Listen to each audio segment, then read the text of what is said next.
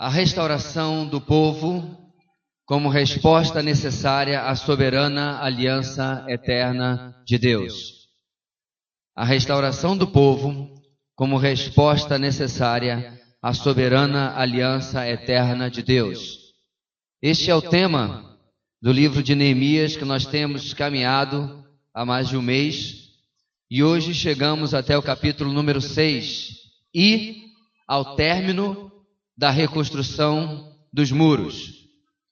Quero pedir que você abra a sua Bíblia, portanto, em Neemias capítulo 6, onde nós vamos ler esse texto e aprender hoje mais lições com a experiência deste homem que tem sido tanto usado, tão importante ao lado de Esdras, livro que nós expomos antes, que vimos todo nos meses anteriores, tão importante na constituição do povo de Judá e Jerusalém após o exílio babilônico. No nosso devocional, meus irmãos, aqui na igreja, nós temos acompanhado na semana passada vários dos reis de Judá, os últimos reis de Judá. E foi assim, coisa de um Deus soberano, que colocou exatamente na época que estamos expondo Neemias, o texto de 2 de Crônicas, para que nós possamos relembrar a ordem dos acontecimentos que levaram o povo até o cativeiro, com o término do reinado em Jerusalém e a chegada do cativeiro babilônico, como acontece no finalzinho do livro de 2 Crônicas, inclusive que foi escrito também por Esdras. Então Neemias, meus irmãos, agora dá sequência à narrativa, e ele também vai ser contemporâneo de Esdras à frente do povo de Judá e em Jerusalém. Vamos ler então, irmãos, capítulo 6, a uma só voz, e aprender mais uma vez com esse precioso texto das Sagradas Escrituras. Já abriu? Estamos juntos? Já abriu sua Bíblia de papel? Sua Bíblia de bytes? Ok? Diz assim a palavra do Senhor, toda a igreja bem bonito, junto. Quando Sambalate, Tobias, Gesem, o árabe, e o restante de nossos inimigos souberam que eu havia reconstruído o muro e que não havia ficado nenhuma brecha, embora até então eu ainda não tivesse colocado as portas nos seus lugares, Sambalate e Gesem mandaram-me a seguinte mensagem: venha, vamos nos encontrar num dos povoados da planície de Ono. Eles, contudo, estavam tramando fazer-me mal. Por isso enviei-lhes mensageiros com esta resposta: estou executando um grande projeto e não posso descer. Por que parar a obra para ir encontrar-me com vocês? Eles me mandaram 4 vezes a mesma mensagem e todas as vezes lhes dei a mesma resposta. Então, na 5ª vez, Sambalate mandou-me um dos seus homens de confiança com a mesma mensagem.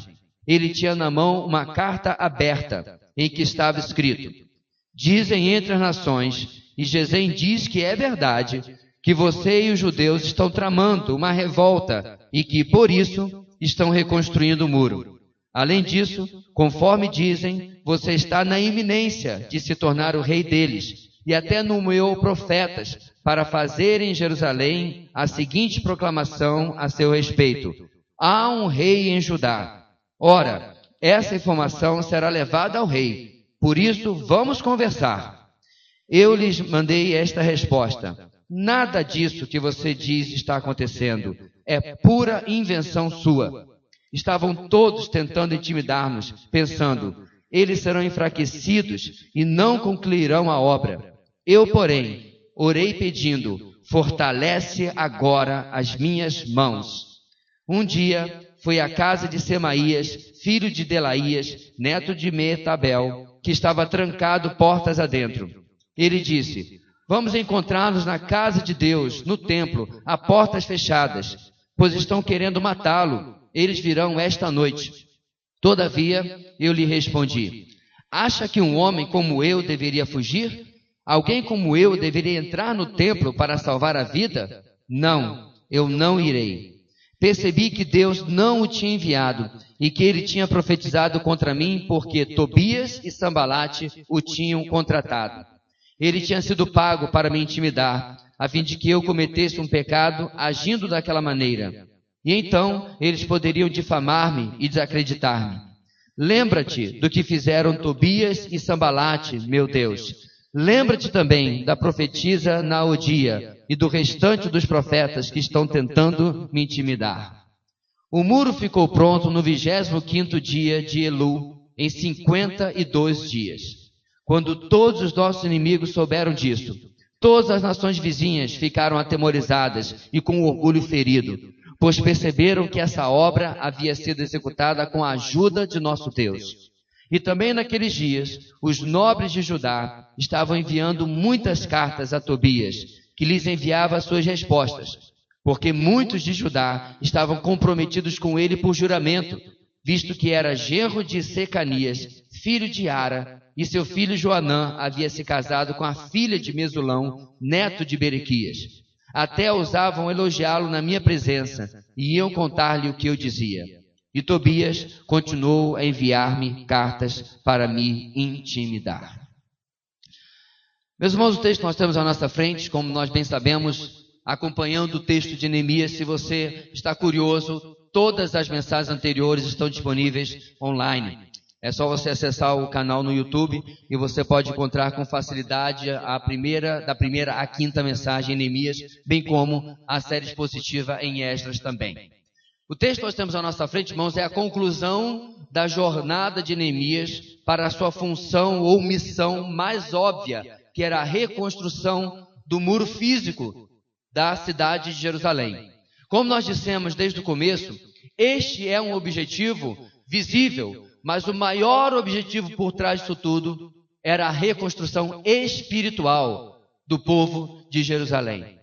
Um povo que mesmo depois de 70 anos de cativeiro babilônico, 70 anos de ter sido exilado fora da sua terra, ainda não aprendeu todas as lições que deveria aprender.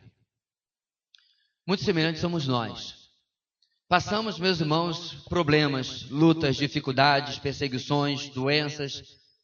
E mesmo assim, depois de passado algum tempo, nós voltamos aos velhos erros ou começamos novos. E nós temos que muitas vezes ser relembrados por Deus de que os nossos muros estão com brechas, estão com buracos e precisam ser reconstruídos. No caso do que está acontecendo aqui, vamos chamar assim, da empreitada em que Neemias está, tudo isso faz parte de um plano maior, de um propósito soberano, como é uma expressão que temos usado muito nesta mensagem, de um Deus que está preparando o caminho para a chegada do seu Messias. Nós sabemos muito bem quem ele é, Jesus Cristo de Nazaré. Ele seria o Messias prometido, que traria a nova aliança que o profeta Jeremias havia profetizado para o povo durante o cativeiro. Ele traria uma aliança onde o coração de pedra, incapaz de por si só obedecer a Deus, seria removido, e um coração de carne, que simboliza um coração regenerado pelo Espírito de Deus, seria colocado no coração ou dentro dos seguidores do Messias. Homens pecadores, como esse sujeito que você tem sentado ao seu lado e como esse que fala com vocês, mas que pela graça de Deus, pelo poder do Espírito, podem vencer o pecado agora na nova aliança. O texto que temos à nossa frente vai nos ensinar a seguinte grande ideia nos seus 19 versículos. Os propósitos eternos de Deus são alcançados em meio a testes da nossa confiança nele. Os propósitos eternos de Deus são alcançados em meio a testes da nossa confiança nele. Deixa eu dizer uma coisa, meus irmãos. Deus conhece você completamente. Deus sabe cada detalhe. Deus sabe antecipadamente qual reação que você vai ter. Mas na sua palavra ele já deixa claro muitas vezes que ele prova os seus. Ele testa os seus.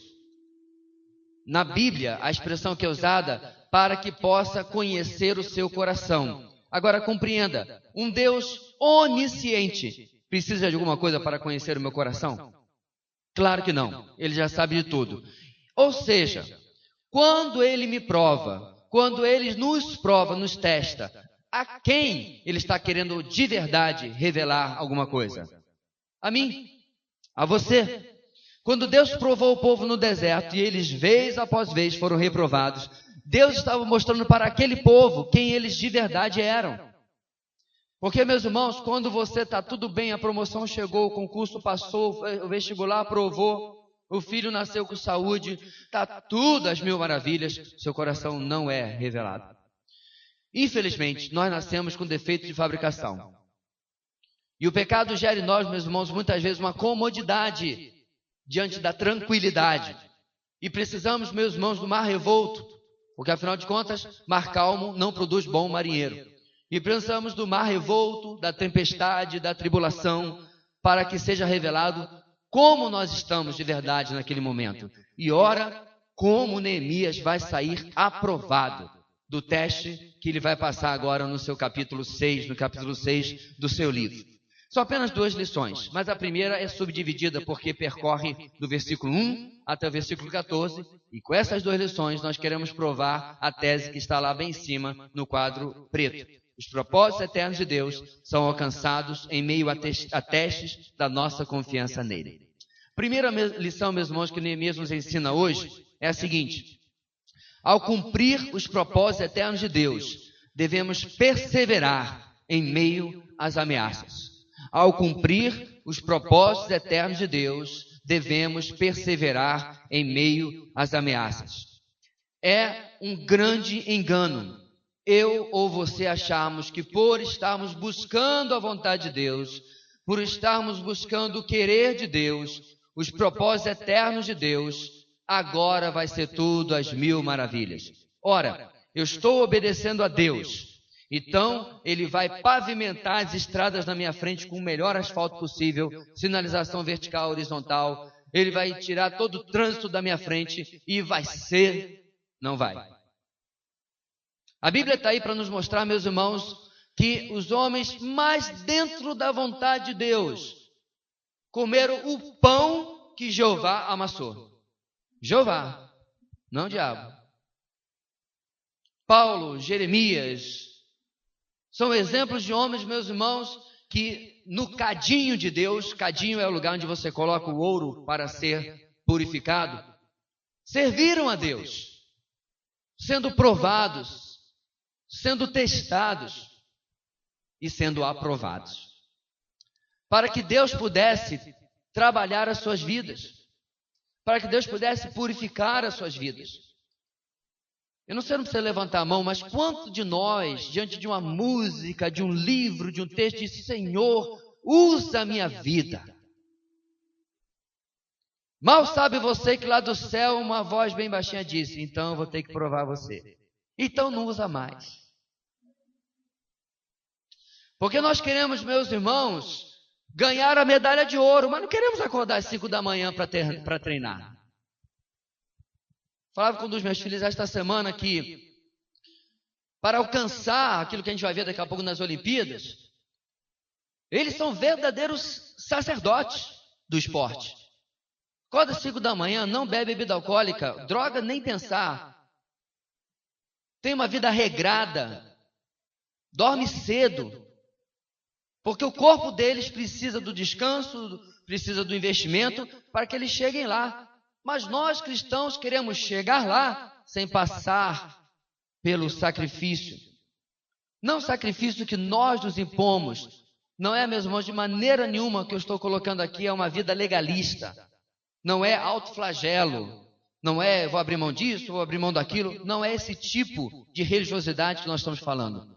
Mas passar pelo treinamento colocado por Deus para nós. E é isso que está acontecendo com Neemias, teste após teste. Ao cumprir os propósitos eternos de Deus, devemos perseverar em meio às ameaças. Letra A, para não entendermos isso. Ameaças contra nossas vidas. Do versículo 1 até o versículo 4, nós encontramos Neemias experimentando o risco de vida, ou de morte, como você preferir. Versículo 1, a obra chegou a um ponto crucial. Bem perto da conclusão, falta ainda apenas colocar as portas no lugar. Era a última chance dos inimigos de Judá conseguirem alguma coisa. Um cerco à cidade estava fora de cogitação, porque o rei Medo-Persa Artaxerxes I não iria tolerar um conflito interno entre os seus súditos coloniais. Então o tempo está acabando para Sanbalate, Gesem, Tobias e todo o seu pessoal. Eles tinham que pressionar, tinham que tentar, porque a obra estava acabando. E a cidade fortificada seria uma potência, mesmo em lugar dominado por um império. Este ponto de encontro ficava em que Sanbalate convida Neemias a meio caminho entre Jerusalém e Samaria. Mas ainda assim era um lugar neutro, mas um lugar perigoso. Era um lugar onde uma emboscada, uma armadilha poderia facilmente ser tramada e ninguém nunca ia descobrir o que aconteceu de verdade com Neemias. Em regiões inóspitas como essa aqui, meus irmãos, não havia grandes patrulhas ou lei. Então Neemias percebe que há uma armadilha, uma trama a ser feita contra ele e que provavelmente era o jeito que Sanbalate havia percebido para destruir a vida de Neemias e não ser pego. Porque se ele atentasse contra Jerusalém, o rei Artaxerxes I saberia disso e a coisa não ficaria fácil para eles. E aí no versículo 3 e versículo 4 nós encontramos Neemias dando uma resposta ao convite amoroso e amigável de Sanbalate. Estou executando um grande projeto e não posso descer. Por que parar a obra para ir ao encontro com vocês? Versículo 3. A resposta de Neemias, meus irmãos, não foi uma resposta arrogante. A importância que ele dá a essa obra não está nele, mas no projeto. O projeto é importante em si, eu não posso largar isso aqui. E ele recusa então o convite amoroso, como eu disse, de Sanbalate 4 vezes.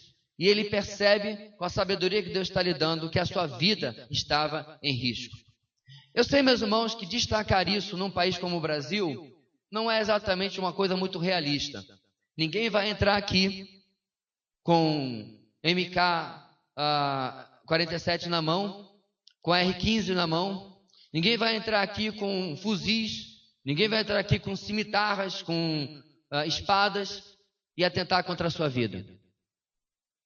Como nós vimos, inclusive, num vídeo esta semana. Radicais islâmicos invadindo uma igreja no meio de um culto, a maioria fugiu, e 2 irmãs executadas, uma na frente das filhas. Eu sei que isso é surreal e longe da nossa realidade. Mas sabe de uma coisa, meus irmãos, que alguns dos testes que Deus pode colocar na nossa vida, pode incluir, sim, o risco da nossa própria vida. Se não através de alguém que vai atentar contra nós, Deus pode colocar em nós a possibilidade de talvez eu e você passarmos por um diagnóstico, passarmos por um risco, passarmos por alguém que vai dizer, o médico vai dizer, olha, o seu exame não está bem. Chegaram aqui os seus exames e eu tenho uma notícia difícil para lhe dar. E eu me lembro, meus irmãos, há 4 anos atrás, ainda no nosso prédio antigo, eu tratei deste assunto. Você está preparado para qualquer tipo de diagnóstico? Quando nós casamos, nós falamos aquela célebre frase, né? Na saúde e na doença. Será que nós falamos a mesma coisa para Deus? Senhor, eu vou te servir na saúde e na saúde. Mas na doença? Não, na doença não. Na doença eu não quero. Será que nós estamos prontos, meus irmãos, a servir a Deus? Não importa qual ameaça venha contra nós. No caso de Neemias, era um homem que ele podia combater, que ele podia resistir, que ele podia não ir ao encontro.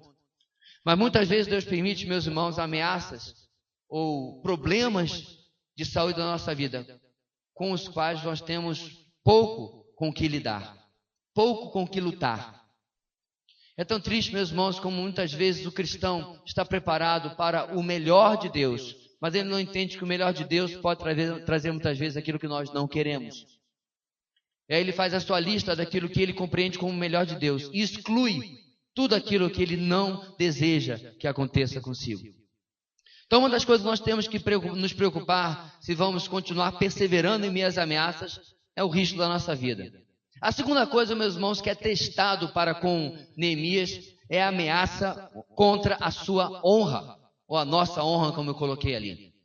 No versículo 5 ao versículo 9, existe uma quinta tentativa de Sanbalate com a mesma mensagem. Só que agora ele muda a sua estratégia. Ele ataca a honra e as motivações de Neemias. E para tanto ele usa uma carta aberta, ou seja, uma carta pública, que seria lida e seria conhecida por boa parte de Jerusalém. O que ele diz nessa carta? Ele diz que Neemias fez tudo aquilo porque no fundo, ele queria poder. Ele queria mandar. Ele queria ser o próximo rei de Jerusalém. Ele queria ludibriar Artaxerxes I, o rei Medo-Persa do império que dominava todo o mundo conhecido da época. Ele iria declarar a independência de Jerusalém, iria reinar lá. Em outras palavras, Neemias era um mentecapto. Burro, burro, burro. Porque, meus irmãos, Jerusalém era uma cidade pequenina, perto do enorme império Medo-Persa. A mentira deles é tão mal feita que qualquer um em Jerusalém deve ter olhado para aquilo lá, olhado para o que o Neemias vinha fazendo e dizendo, podia ter planejado melhor, né? Podia ter mentido melhor. Mas mesmo assim eles tentaram atentar contra a honra e questionar as motivações daquilo que Neemias estava fazendo. Como se ele quisesse fazer aquilo para se gloriar. E as acusações eram sérias. Porque se fossem levados a sério, o rei poderia pedir a cabeça de Neemias e ele poderia correr risco de uma pena de morte. Será, meus irmãos, que nós também não passamos muitas vezes com acusações contra a nossa honra, acusações contra as nossas motivações? Quantas vezes, meus irmãos, alguém já se dirigiu contra você, já se levantou contra você, por você querer seguir a Deus, fazer a coisa certa, você querer agir com honestidade, você querer agir com honestidade na sua profissão, nas suas escolhas, dentro da sua família, e as pessoas questionaram a sua intenção. Questionaram a sua motivação, lhe chamaram de intolerante, lhe chamaram de politicamente incorreto, para pegar carona nos estudos que vimos no nosso acampamento agora, durante o carnaval. Ou seja, quando você trouxe a sua convicção bíblica, aquilo que Deus tem lhe colocado como verdade da palavra, e aquilo entrou em choque com o que as pessoas pensam, você foi taxado de intolerante, você foi taxado de uma pessoa que não aceita a verdade dos outros, como a filosofia, a ideologia pós-moderna nos ensina. A minha verdade, a sua verdade, a dele, a dela, não importa, todas são aceitáveis. Quando na verdade a palavra de Deus não aceita esse pensamento. Neemias teve a sua honra colocada em xeque. Mas, meus irmãos, como é bom nós servirmos a Deus com fidelidade. Sabe um dos maiores erros que você pode cometer? Tentar defender com unhas e dentes a si próprio. Especialmente sem discernimento. Especialmente sem pensar muito bem pensado, com bastante calma, se aquilo é o que você deve fazer. Meus irmãos, quando nós confiamos em Deus, quando nós descansamos em Deus, nós compreendemos o que a palavra de Deus, que a vingança pertence ao Senhor, que a justiça verdadeira só pode vir das mãos do Senhor, que é Ele que vai tratar de verdade com os nossos inimigos, que nos cabe apenas confiar e deixar que Deus possa agir além daquilo que nós podemos. Geralmente, meus irmãos, na nossa limitação, geralmente na nossa incapacidade, nós vamos agir e vamos agir na força da carne, na força do nosso braço. E uma das coisas, meus irmãos, que eu não sei porque o nosso Deus é assim, Ele é muito educado. Ele é um cavaleiro. Quando eu tomo a frente dele e faço aquele, deixa comigo. Ele dá 2 passinhos para trás e pega o camarote VIP para ver o desastre que eu vou fazer. Sabe por quê? Porque eu disse com as minhas ações ou com meus lábios, deixa comigo. Está tudo dominado, já sei o que eu vou fazer aqui. Não, pastor, eu nunca faria isso. Meu irmão, você já fez.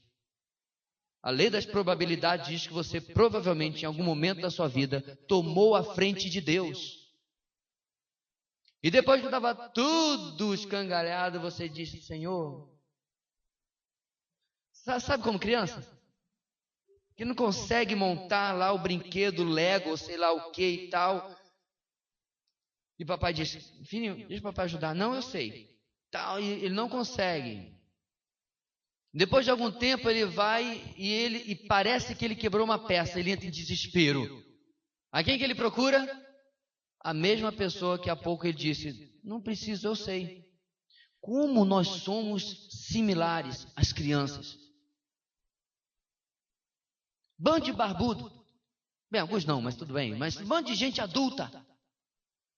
Dono das suas consciências mentais. Alguns graduados, formados, mestrandos. Não importa. Mas ainda assim agimos para com o nosso Deus como crianças. Neemias, meus irmãos, quando percebe, ele para, volta e confia que o Senhor está no controle de tudo. Que o Senhor está dirigindo tudo aquilo que está acontecendo, que está se levantando contra ele. Neemias responde de maneira enfática e definitiva: você é um mentiroso. E ele mesmo deixa claras as intenções dos seus inimigos, que os judeus desanimassem e não terminasse a obra que poderia estabelecer Judá e Jerusalém como uma potência significativa dentre as colônias do reassentamento em Canaã. Ele diz: a intenção de vocês é essa. E eu não fui abalado pela ameaça, pelo ataque à minha honra, porque eu sei quem é o Deus a quem eu tenho servido. Conhece aquela velha história? Essa semana eu estava vendo um quadrinho em que o Chris virava para o seu pai dizendo: pai, estão me chamando de negro na escola. Personagem do seriado. E o pai perguntou: mas você não é negro? Eu falei: sou. Então qual o problema? Sabe qual é a questão, meus irmãos? Muitas vezes as pessoas falam alguma coisa que não é verdade, que não é a cor da sua pele, que não é talvez um defeito real da sua vida, de repente você tem um nariz grande, muito cabelo, pouco cabelo, sei lá o que, é gordo, é magro. Mas alguém às vezes fala uma calúnia genuína sobre você e você se incomoda muito com aquilo. Charles Spurgeon dizia que se alguém falar alguma coisa ruim sobre você, não suporte, você é bem pior. Às vezes nós nos incomodamos, meus irmãos, com uma calúnia, quando na verdade nós temos um depósito de erros. Porque nós temos que pensar e dizer assim: puxa, eu tenho tanta coisa para essa pessoa falar de verdade de mim. Ela teve que inventar uma coisa que nem verdade é. Porque, meus irmãos, não se engane, Neemias não é nenhum super-herói. Ele era um homem normal como eu e você e provavelmente, certamente, ele tinha grandes erros. Com certeza, se você pudesse conversar com a dona Neemias, a esposa dele, a senhora Neemias, ela podia lhe contar um carqueado de problemas que esse homem tinha. Como a sua esposa também provavelmente pode. Mas, ele era um homem que estava sendo acusado e descansava confiando que Deus iria vindicar a sua honra. Ameaça contra a sua vida, ameaça contra a sua honra. Mas agora a coisa fica, para mim, aos meus olhos, ainda pior. A letra C nos traz uma ameaça contra a nossa reputação espiritual. Uma ameaça contra aquilo que nós somos em Deus. Que nós temos tentado viver para Deus. Que nós temos tentado agir de maneira segundo a palavra de Deus. Em seriedade, em lealdade, em fidelidade. E esse é o terceiro ataque que eles desferem contra Neemias, tentando desanimá-lo, tentando derrubá-lo, tentando fazer com que ele desista daquilo que ele está consagrado para realizar dentro do povo, do versículo 10 ao versículo 14. E aí acontece o quê? Um belo dia, Sanbalat está agora no canto dele, ele vai à casa de um outro sujeito chamado Semaías, está aí no seu versículo 10. E Semaías, irmãos, estava recluso. Provavelmente ele estava isolado porque ele estava cumprindo um período de purificação cerimonial. O que é isso? Na lei judaica, você deve ter lido isso quando está lendo a Bíblia toda, né, conosco neste ano de 2016. Você tinha diversas coisas que lhe tornava impuro. Por exemplo, se você tocasse em um cadáver, você tinha tantos dias de impureza. Se você tocasse em um leproso, se você estiver saindo de um tempo de luto, e assim vai. Haviam várias questões que tornavam você impuro. Tocar em um animal impuro, você ficava impuro. E algumas dessas questões exigiam que você se isolasse na sua casa durante alguns dias. Cumprindo os dias, você ia até o sacerdote, oferecia um sacrifício e você estava liberado. Então é muito provável que Semaías estava cumprindo esse tempo. Mas aí, ainda assim, ele arrisca e com a visita de Neemias ele faz uma proposta. Vamos encontrar-nos na casa de Deus, no templo, a portas fechadas, pois estão querendo matá-lo. Eles virão esta noite. Nossa, que homem legal. Que parceiro é esse Semaías, né? Que cara preocupado com a vida de Neemias.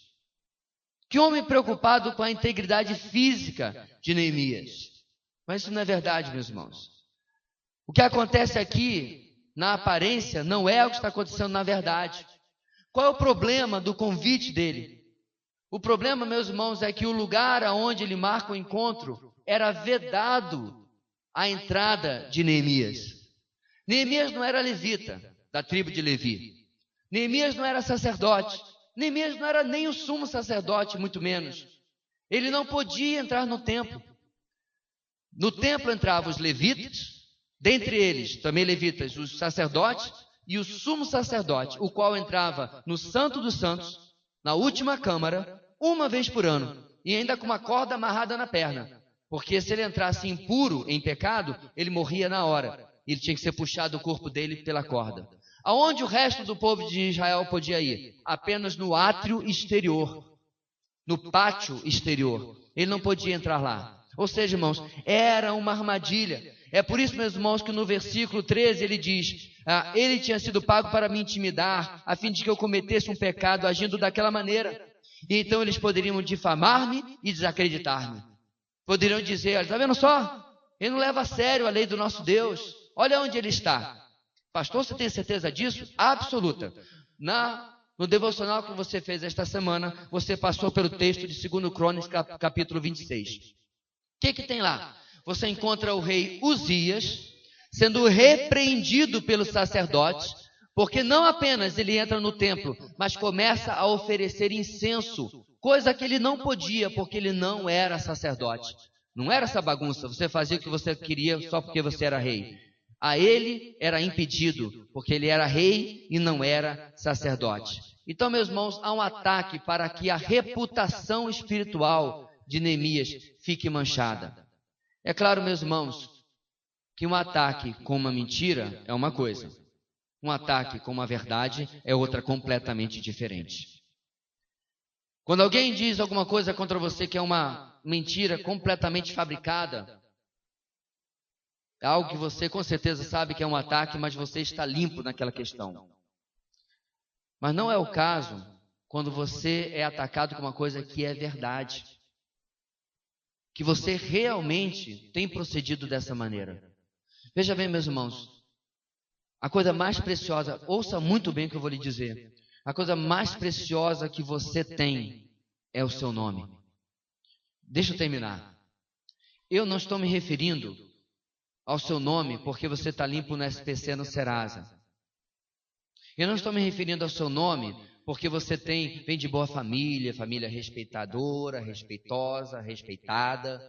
Não. Eu estou me falando do seu nome cristão. Conta-se que um general romano, cujo nome também era César, foi trazido à sua presença um soldado desertor. E o soldado pego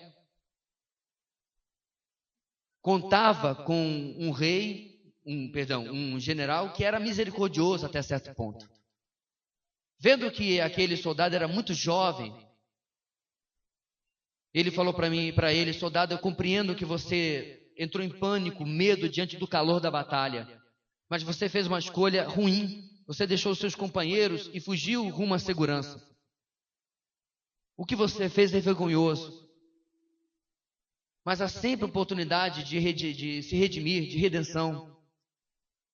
Mas soldado, diga-me o seu nome. E o soldado virou para o seu general e disse: meu nome é César, Senhor. a feição do general mudou completamente. Ao ouvir que o soldado na sua frente era o seu xará, tinha o mesmo nome que ele. E ele, sendo um homem já de meia idade, com cicatrizes no corpo, que viu muitas batalhas, que correu risco de vida, que salvou a vida de muitos, que teve a sua vida salva por muitos, que sabe do companheirismo, do militarismo, perguntou ele mais uma vez: soldado, qual é o seu nome?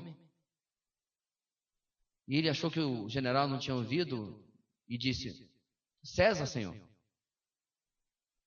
O rei perguntou mais uma vez, e mais uma vez, e mais uma vez, agora erguendo forte a sua voz, disse: soldado, qual é o seu nome?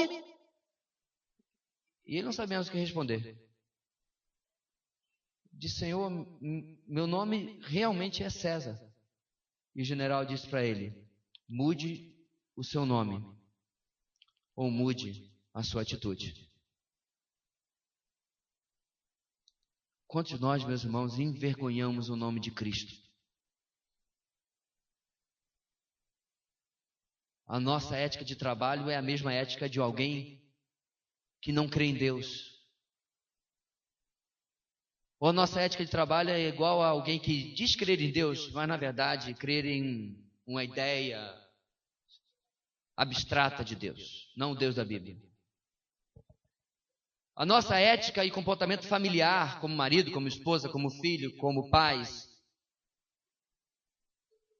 seria vergonha, talvez para alguém que você conhece, que não conhece, que não teme a Deus. Compreenda, meu querido, que eu e você, como cristãos, levamos aonde nós estamos o nome de Cristo. Por que o Evangelho não é respeitado no Brasil? Porque a cifra de 40 milhões de evangelhos é uma piada. É o evangélico casado pela terceira, quarta vez. É o evangélico que nas redes sociais posta um versículo, logo depois posta uma coisa vergonhosa. É o evangelho que corre atrás da bênção fácil, vendida, falsificada. É o político evangélico que esconde dinheiro na roupa de baixo, que é filmado aceitando propina, que não causa nenhum impacto em Brasília ou nas assembleias e câmaras ao redor do país. Que ainda se arrisca a dizer que o Brasil está passando por um avivamento. Só se for avivamento da impiedade. Porque avivamento bíblico de santidade de maneira nenhuma. A nossa reputação espiritual, como era para Neemias, era extremamente importante. E diante, meus irmãos, da ameaça de que ele pudesse ser desacreditado por tomar para si algo que não era seu direito, ele percebe a tramóia, ele percebe aquilo que está sendo feito. E aí ele se antecipa e diz: não, eu não irei. Olha o que ele diz: alguém como eu deveria entrar no templo para salvar a sua vida? Você percebe o que Neemias está falando? Eu prefiro morrer do que passar por cima da lei do meu Deus. Espera aí, Neemias, se as pessoas tivessem vindo com espadas com você, você não vai entrar no templo para salvar a sua vida? É isso que ele está dizendo. Alguém como eu deveria entrar no templo? Não tenho direito de entrar no templo. Eu não sou sacerdote, eu não sou nem sequer levita. E eu não tenho direito a isso e eu não vou fazer nem mesmo para salvar a minha vida. Sabe por quê? Neemias conhecia a lei de Deus e Neemias conhecia a história do povo de Deus em 2 Crônicas, capítulo 26, escrita pelo seu amigo Esdras. Você vê, meus irmãos, que o conhecimento bíblico salva de verdade a vida de Neemias, porque ele não se antecipa a tomar posse, a usurpar algo que não era o seu direito. Eu me lembrei agora, e rapidamente quero contar essa ilustração, meus irmãos, da história de um dos animais da neve. Como vocês sabem, os animais geralmente que vivem na neve, seu pelo é branco para ele poder se esconder. O urso polar não precisa muito se esconder, porque afinal de contas ele está no topo da cadeia alimentar, mas você tem raposas da neve, você tem outros bichos que se escondem e o pelo é branquinho. Conta-se de um desses animais cujo o pelo, a pele, é extremamente cobiçada para fazer os casacos das madames em Paris. Eu sei, uma coisa trágica. Você tem que matar dezenas de bichinhos para fazer um simples casaco. E esse bicho é pego da seguinte maneira. Os caçadores cavam na neve alta um espaço, um corredor apertado, com neve de um lado e neve do outro. E vão cavando até achar o chão de novo.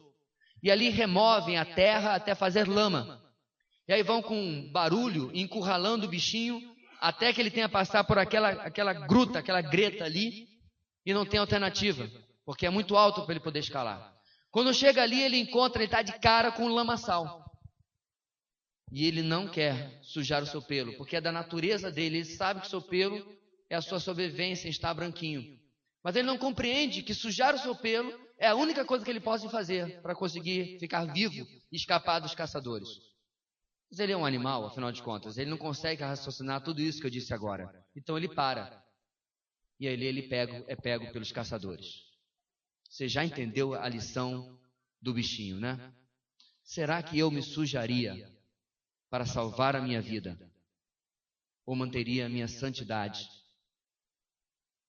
Será que eu mentiria para sair bem no meu trabalho? Será que eu mentiria para sair bem na minha escola, na minha família? Será que eu tenho mentido? Tenho sujado as vestes brancas que o Senhor Jesus me deu para poder me safar de situações vexatórias, situações vergonhosas que se apresentam a mim? Ao cumprir os propósitos eternos de Deus, devemos perseverar em meio às ameaças, quer seja a nossa vida, quer seja a nossa honra, quer seja a nossa autopreservação. Perceba, meus irmãos, a nossa reputação espiritual. Perceba, meus irmãos, que o texto agora se encaminha para o final. E no versículo 15 ele tem uma abrupta virada. De uma hora para outra, como ele fez lá no capítulo 4, olha o que Neemias faz. O muro ficou pronto no 25º dia de Elul. Peraí, Neemias, e a história lá com seus opositores? Continua contando a história. O que aconteceu com Semaías? O que aconteceu com Sambalate? Daqui a pouco ele vai voltar a esse assunto, mas perceba, meus irmãos, o foco de Neemias é a missão que ele recebeu de Deus. O foco de Neemias é a razão pela qual ele saiu lá da corte do rei Artaxerxes I. O foco dele não é falar, ficar de vitimismo, dizer estou me perseguindo, ó dia, ó azar, mimimi. Não, o foco dele é falar da missão que ele recebeu de Deus, que agora está chegando ao seu cumprimento, depois de 52 dias, como ele diz no versículo 15. Então, meus irmãos, Neemias volta ao que importa, com tranquilidade. É uma forte característica dele, e que demonstrava a sua confiança em estar fazendo a vontade de Deus. Então, em 52 dias, ele termina a obra, e isso é o que nós temos do capítulo 2, onde nós tivemos algumas semanas, até agora no capítulo 6. Eu vou explicar para vocês. Em novembro, dezembro, mais ou menos, do ano anterior, foi quando Neemias ouviu pela primeira vez o problema de Jerusalém. Isso está lá no capítulo 1, versículo 1. Mais ou menos em março, abril, ele apresentou o seu plano ao rei. Lembra? Ele ficou orando 4 meses.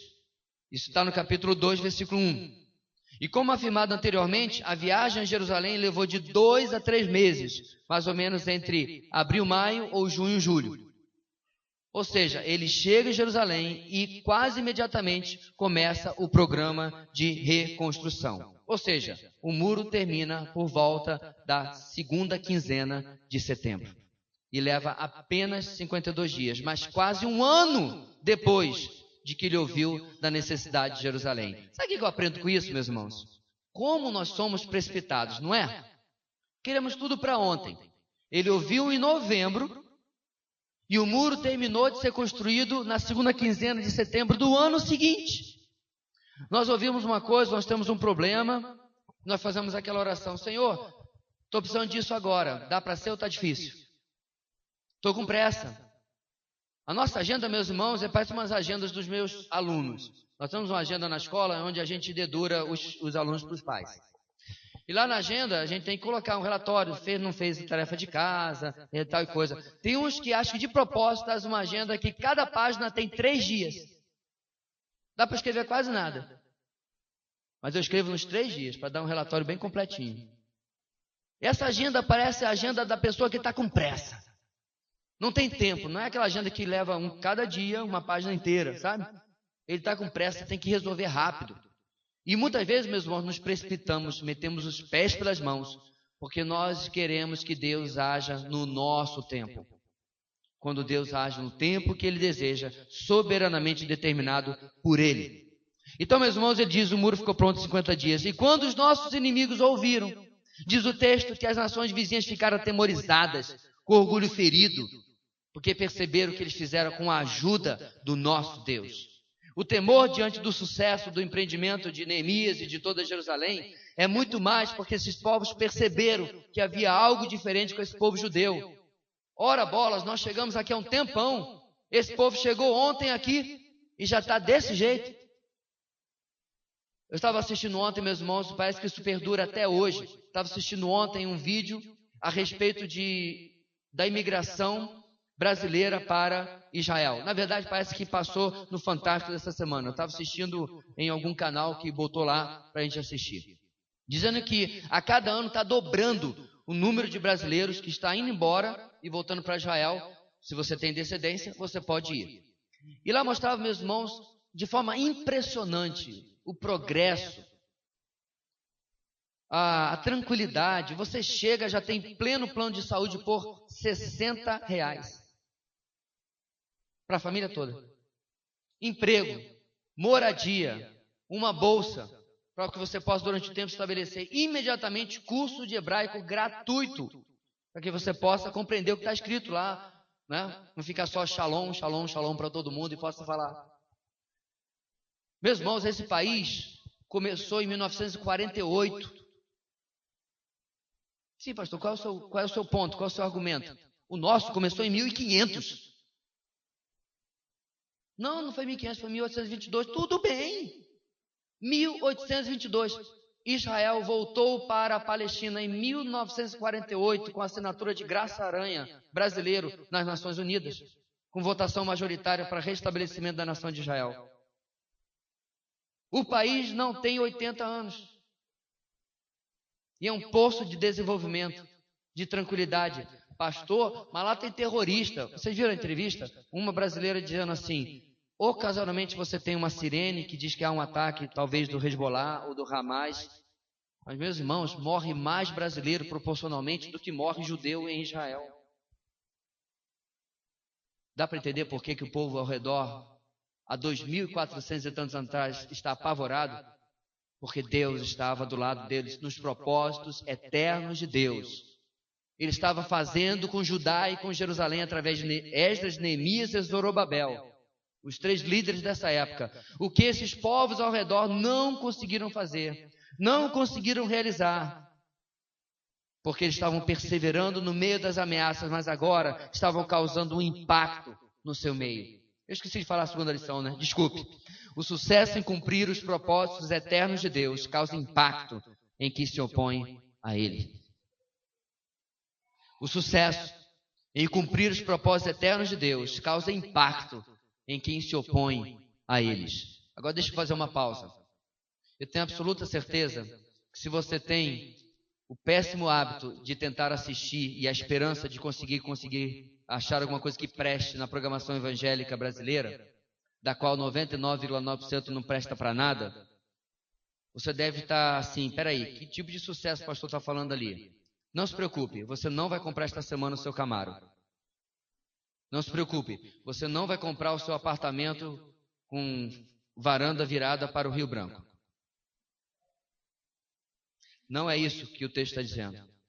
Perceba, meu irmão, o propósito eterno de Deus para Jeremias era pregar desde a sua adolescência, ninguém ouvi-lo, ser repudiado pelos reis, ser maltratado pelos falsos profetas, caluniado, ser jogado em uma cisterna vazia, ser preso em um tronco e no final da sua vida na velhice, que todo mundo merece descanso, tranquilidade, ser levado para um lado e para o outro e ser levado para o Egito, porque ele nem mandar em si mais poderia. Aí eu pergunto, é sucesso ou não é? É. Porque foi o que Deus planejou para a vida de Jeremias. Ah, pastor, mas isso é um caso. Tudo bem. Pedro, crucificado de cabeça para baixo. André, Tiago, João, todos os apóstolos com exceção de João, foram martirizados. João foi exilado para Pátimos. Foi o único que, pelo menos, morreu de velhice. Vamos ver a próxima geração, os chamados pais da igreja patrística, degolados, queimados vivos, afogados, decapitados, crucificados.